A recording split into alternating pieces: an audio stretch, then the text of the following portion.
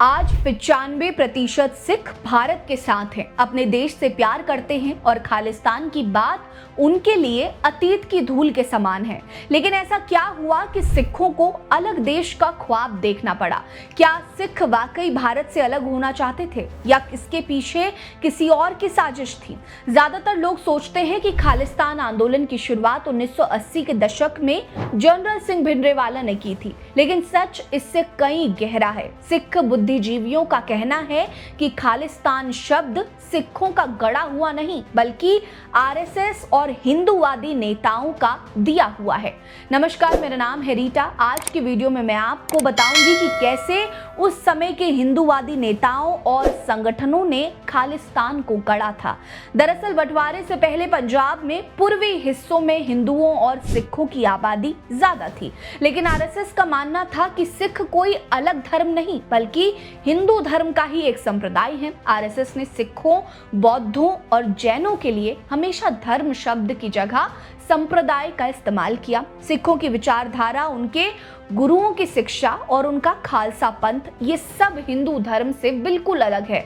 गुरु नानक देव जी ने एकेश्वरवाद की नींव रखी, मूर्ति पूजा का विरोध किया और इंसानियत को सर्वोपरि बताया। ऐसे में सिखों को हिंदुओं का हिस्सा कैसे माना जा सकता है? लेकिन आरएसएस और हिंदू धर्म के वीर सावरकर जैसे विचारक इस बात पर अड़े थे कि सिख हिंदू धर्म का हिस्सा हैं और उन्हें गीता रामायण पढ़कर राम कृष्ण की पूजा करनी चाहिए। सावरकर ने तो यहाँ तक कह डाला कि सच्चा सिख वही है जो अपने हिंदू पूर्वजों को माने और हिंदू धर्म की विचारधारा को अपनाए, लेकिन सिख धर्म में मूर्ति पूजा का कोई स्थान नहीं है। गुरु गोबिंद सिंह जी ने खालसा पंथ की स्थापना की, जिसमें सिखों को अपनी अलग पहचान, अपने पंच ककार, केश, कंघा, कढ़ा, कृपाण, कच्छा और अपनी आस्था पर गर्व करना सिखाया।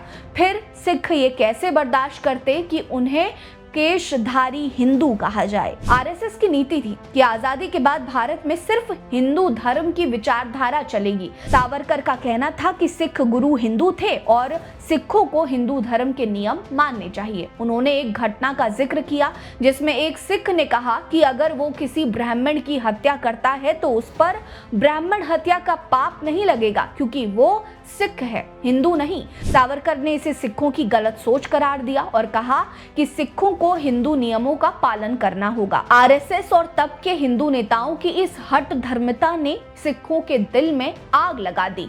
सिख समुदाय के लिए अपनी अलग पहचान, अपने गुरुओं की शिक्षाएं और खालसा पंथ का गौरव सर्वोपरि था। उन्हें हिंदू कहलाना मंजूर नहीं था। यही वो पल था जब सिखों ने सोचा कि अगर उनकी पहचान को ही मिटाने की कोशिश हो रही है तो क्यों ना एक अलग देश की मांग की जाए।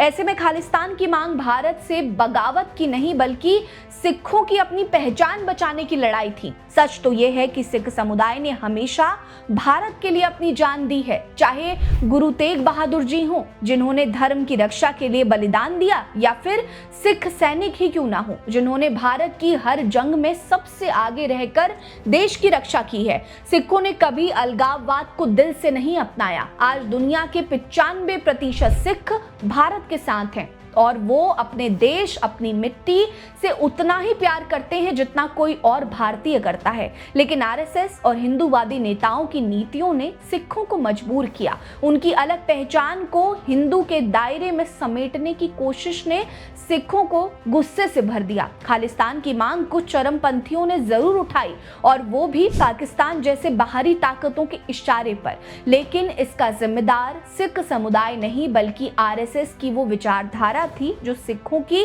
अलग पहचान को स्वीकार नहीं कर पाई। आपको बता दें कि आम हिंदू और आम सिख अपने अपने धर्मों के साथ खुश हैं। दोनों एक दूसरे के धर्म का सम्मान करते हैं। गुरुद्वारों में हिंदू भक्तों की भीड़ और मंदिरों में सिखों की श्रद्धा इसका सबूत है। लेकिन राजनीति और तुष्टीकरण के नाम पर धर्मांधों ने हिंदू सिख एकता को नुकसान पहुंचाया। खालिस्तान का मुद्दा चंद लोग उठाते हैं, लेकिन सिख समुदाय का दिल भारत के साथ धड़कता है। ऐसे में खालिस्तान को लेकर सीधे तौर पर पूरे सिखों को टारगेट करना कहीं से भी जायज नहीं है। इस विषय पर आपकी क्या राय है, हमें कमेंट सेक्शन में जरूर बताएं। क्या आप खालिस्तान का सपोर्ट करते हैं, हमें कमेंट सेक्शन में बताएं। अगर नहीं करते हैं तो आप बाकियों को भी समझाएं कि क्या पूरा सिख समुदाय इस खालिस्तान की मांग के साथ है भी या नहीं, या सिर्फ एक प्रोपेगेंडा है? कमेंट सेक्शन में अपनी राय रखिए, हमारे साथ बने रहिए। नमस्कार।